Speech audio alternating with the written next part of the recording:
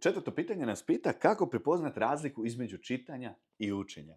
Pa najlakši način je nakon čitanja dijete nije naučilo. Ali idemo malo konkretnije kako prepoznati u samom procesu da to nije dobro. Prvo, ako je to stvarno samo čitanje, da li radiš nešto drugo osim čitanja? Ne, samo čitam, to ti je odmah znak da nije dobro. Šta to znači? Ma može se tako naučiti, može se tako zapamtiti, ali je puno sporije, teže, napornije i to znanje, to jest to pamćenje, će puno brže ispariti iz glave.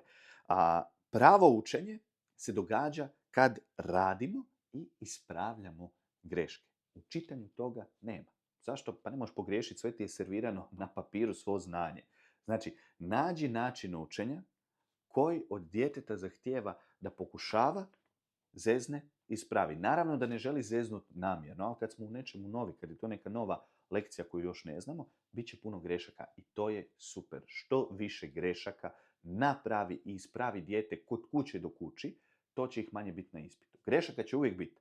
Ako ih nema kod kuće kad učimo, znaš gdje će ih biti puno na samom ispitu. Tako da, evo, neka ti to pomogne. Pošalji ovo nekome kome znaš da će ovaj savjet koristiti.